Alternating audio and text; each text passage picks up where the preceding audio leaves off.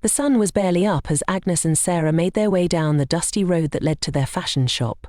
The two childhood friends had walked this route every day for years, through school, through apprenticeship, and now as skilled fashion designers preparing for their freedom from their boss, Madame Blessing. Agnes, gentle and kind-hearted, walked with a light in her eyes. Sarah, ever blunt and self-centered, moved with purpose and a flicker of impatience. They were as close as sisters, yet their values were worlds apart. As they passed the usual morning crowd, an old woman struggled by the roadside, hunched over a heavy sack of oranges. Her face was worn with age, and the load clearly too much for her frail frame. "Please, my daughters, help me," the woman pleaded. "Just to that junction there, my strength is gone." Agnes immediately stopped. "Let's help her," she whispered to Sarah. Sarah scoffed, folding her arms. "Don't start again, Agnes. We have work. If you like, waste your time." "I'm not waiting." With that, she marched off, her heels kicking up dust behind her. Agnes looked between her friend and the old woman. With a gentle smile, she reached for the sack. "Come, Mama. I'll help you." The journey to the junction took barely 5 minutes, but for the old woman, it meant everything. As Agnes set down the sack, the woman blessed her fervently. "God will reward you, my child. Help will always find you." Flushed but smiling, Agnes hurried back to the shop, only to walk into a storm. Madame Blessing, hands on hips, stared her down. "Why are you late, Agnes? And where's Sarah?" She came ahead. I stopped to help an old woman carry something. Madame Blessing turned to Sarah, who stood in a corner with folded arms. "Sarah, what happened?" "She followed one guy to the junction," Sarah said sharply, her voice dripping with envy. "What?" Agnes was stunned. "That's a lie." Sarah looked away, guilt flickering in her eyes. "I'm just tired of Agnes always playing saint, always helping everyone. This is business." Madame Blessing's expression softened as she turned to Agnes. "Never stop being kind. One day that kindness will return to you, Agnes." From that moment, something shifted between the girls. Agnes felt the sting of betrayal, but her heart remained pure. Sarah, though she pretended otherwise, felt the weight of something she couldn't name: jealousy. Neither of them could have guessed that a sack of oranges and a simple act of kindness would be the doorway to a destiny neither of them imagined. Months passed. Agnes and Sarah continued working hard, preparing for their upcoming freedom, a tradition in their fashion trade that marked the end of apprenticeship and the beginning of personal business. Though they still shared laughter and daily routines, something had changed. Agnes could feel the distance between them, like an invisible wall Sarah refused to tear down. One afternoon, as the girls walked home from the market, their conversation was interrupted by the sudden screech of tires. A sleek black SUV slowed beside them, its windows tinted, engine humming like royalty on wheels. Agnes and Sarah paused. The back window rolled down. "Hello?" a deep, warm voice called. A neatly dressed man sat in the driver's seat. Behind him, the door opened and an elderly woman stepped out. Agnes gasped. "Mama?" she said, blinking. It was the same old woman from that day. The orange sack, the junction, the prayers. "My daughter," the woman beamed. "You remember me?" "Of course," Agnes smiled brightly, her heart racing. "You look different." The woman laughed. "That day I was dressed for the market. I just wanted to buy local oranges for my son. This is my car. And this," she gestured to the handsome man behind the wheel, "is my son, James. He just returned from the US. James stepped out and gave Agnes a charming smile. "So you're the angel who helped my mother. She told me everything." It was nothing," Agnes said, suddenly shy. Sarah's eyes were fixed on James. She couldn't look away. Her heart pounded, not from admiration, but from ambition. This was a man with money, class, future. And he was fine. "Is this your friend?" James asked, nodding towards Sarah. "Yes," Agnes said politely. "My childhood friend. We live in the same compound." James extended a hand. "Nice to meet you." Sarah practically melted. "I'm Sarah," she said, almost purring. James chuckled lightly and turned back to Agnes. His mother pulled out a card and pressed it into Agnes's hand. "Call me. We need to talk."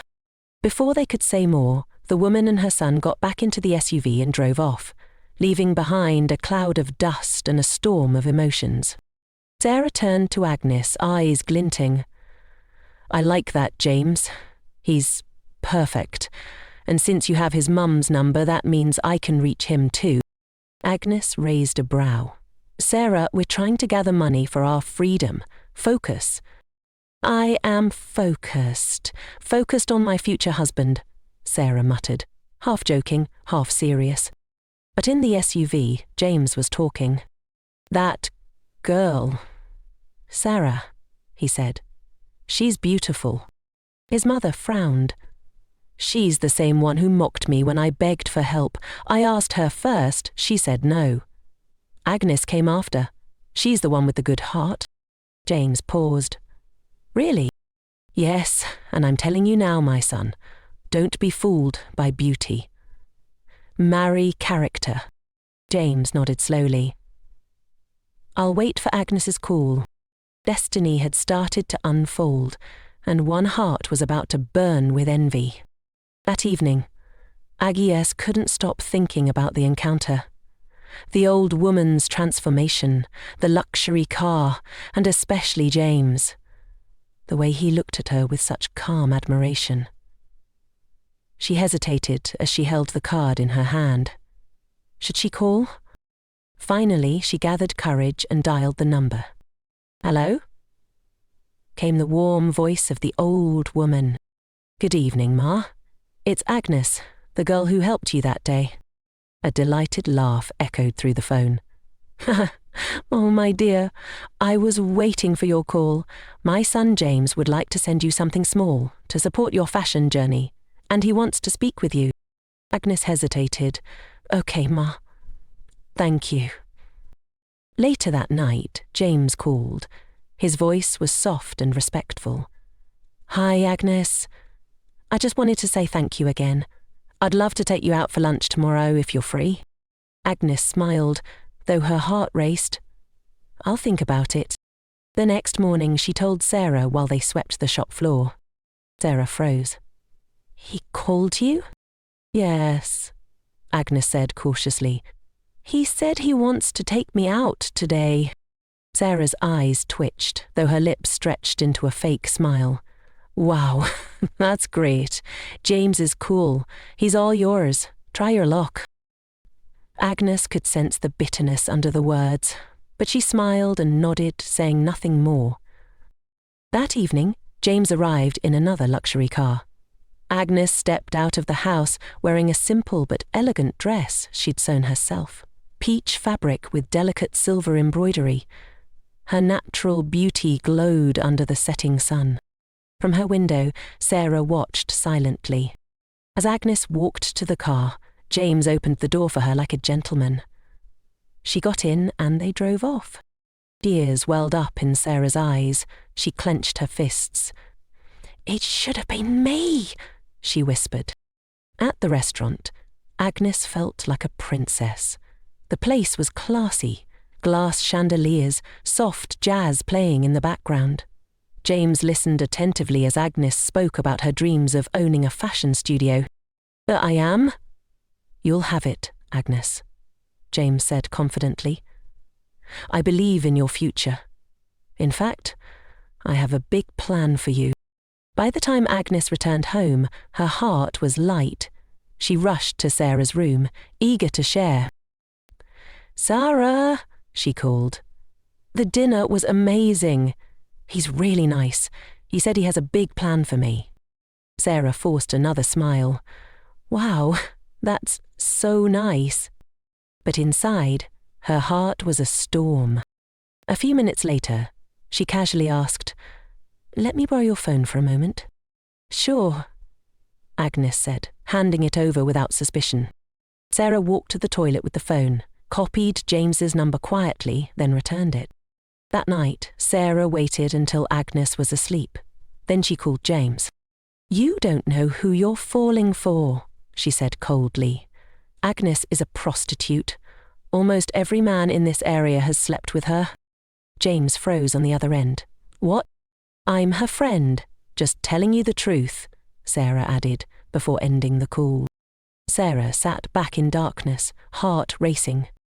She had crossed a line, and the consequences would come fast.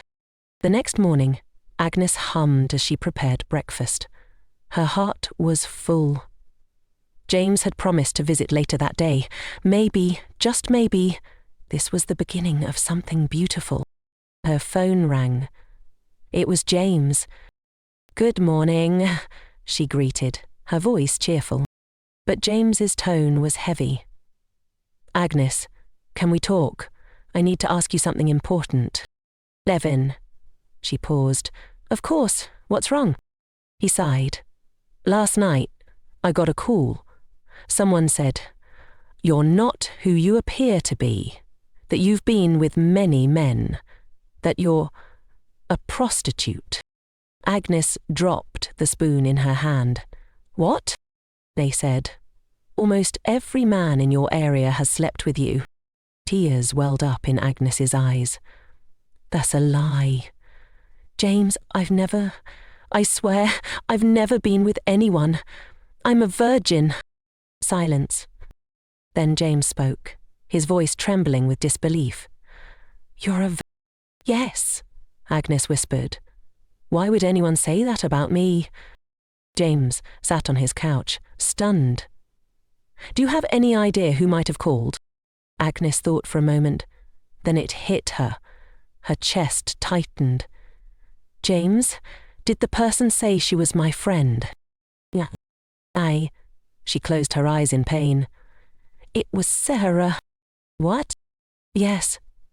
Sarah has been acting strange ever since we met you. She copied your number from my phone. I didn't think much of it. But now, it all makes sense." James clenched his jaw. "We're going to her house, now." Minutes later, James and Agnes stood outside Sarah's door. She opened it with surprise, still in her wrapper. "Ooh."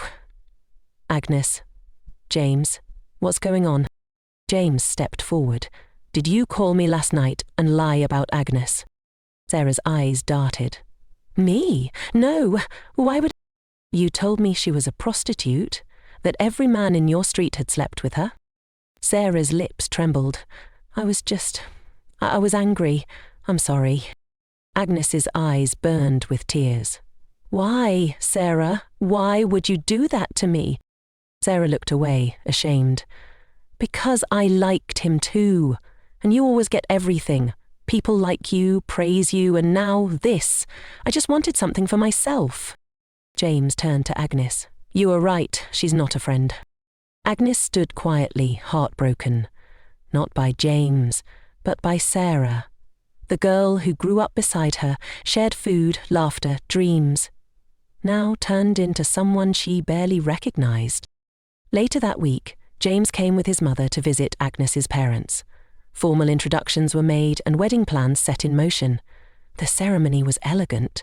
Wealthy guests, flowing gowns, and pure joy. Sarah didn't attend. From her window, she watched as the convoy of cars drove off, taking Agnes to the airport, off to a new life abroad with James. Her room was dark, her heart heavier than ever. Weeks passed. One night, Sarah sat alone, scrolling through Facebook. She found Agnes's profile, photos of her glowing in her new home, laughing beside James. Tears dropped on her phone screen. She opened the message box and typed, "Agnes, I'm sorry for everything. Please, help me. I'm suffering." She hit send. Now it was Agnes's turn to decide. The evening breeze whispered through the window as Agnes sat on the couch in her new home in Texas. The walls around her were white and serene, decorated with her sketches and fashion boards. Her dream was beginning to take shape. James had bought her sewing machines, fabrics from around the world, and was helping her open her own studio. She smiled at a design on her tablet. Life felt like a blessing. Then her phone buzzed. "Sarah, Agnes, I'm sorry for everything. Please help me, I'm suffering." Her smile faded. The air grew still. Agnes stared at the message, heart pounding. After all the lies, after the betrayal, now this? She locked the phone and stood up, pacing. She could still hear Sarah's voice, mocking her goodness, lying to James, nearly ruining the only pure relationship she had ever known. James walked into the room, holding 2 mugs of hot chocolate. "You okay?" She hesitated, then handed him the phone. He read the message slowly, then looked up. "Wow, that's bold." "She said she's suffering," Agnes whispered, folding her arms. James raised a brow. "And I don't know what to do," Agnes replied, eyes glassy. "She was like a sister. We grew up together, played under the same mango tree. And then she tried to destroy me." James placed the mugs down. "Agnes, you have every right to ignore her. But I know your heart, and that heart helped an old woman carry oranges." They were silent for a moment. "Do you want to reply her?" he asked softly. Agnes bit her lip, then nodded. She picked up her phone and typed. "Sarah, I've not forgotten what you did. You tried to ruin me out of jealousy. You lied. And it hurt me deeply. But I won't carry bitterness. Tell me, how exactly do you want me to help you?" She hit send. Back in Nigeria, Sarah sat on her mattress in the tiny 1-room apartment she now rented. Her life had crumbled since Agnes left. Their boss refused to help her after the truth about her lies came out. She was broke, hungry, and tired of pretending. When Agnes's reply came in, Sarah burst into tears. She quickly typed, "We just need a fresh start. I'm good at fashion. I've learnt my lesson. Please, even if it's small, help me with a machine. I'll pay you back." Agnes read the message and leaned back. She felt the ache of old pain mixing with compassion. Memories of their childhood together flooded in. Sarah wasn't always cruel. Something changed her. That night, Agnes prayed, not just for direction, but for peace. The next morning, she sent Sarah a voice note. "I will send you money to buy the machine, but not for payback. Consider it grace. Do something better with your life, Sarah. Don't let bitterness define you." Sarah dropped the phone and wept. She had been given something she never expected. Mercy. Sarah stared at her phone in disbelief. 2 million naira received from Agnes O. She read the transaction alert over and over, as if it might disappear. But it didn't. It was real. Agnes had done exactly what she promised. Sent money to help her start over. No one had ever shown her that kind of mercy, especially not someone she had tried to destroy. A quiet knock on her conscience echoed inside her. The memory of that day came flooding back. Her lie to James, her envy, her cold words, the satisfaction she felt when she saw Agnes cry. And now, the very girl she tore down had built her back up. Sarah placed her phone on the table and sat on the floor beside it, tears streaming freely. It wasn't just money. It was forgiveness wrapped in kindness. She didn't wait. The very next morning she went to the market with purpose. She negotiated like her life depended on it, and in a way, it did. She bought a brand new sewing machine, 3 yards each of vibrant fabrics, needles and thread. She even found a cheap folding table to serve as her workspace. That night, she rearranged her small 1-room apartment. Her mattress went to the corner, and the sewing station claimed the best spot. She plugged in the machine, ran her fingers over its frame, and whispered, "Thank you, Agnes." Days turned into weeks. Sarah worked non-stop. She started with minor alterations in the neighborhood, hemming trousers, fixing zippers. Then came custom orders.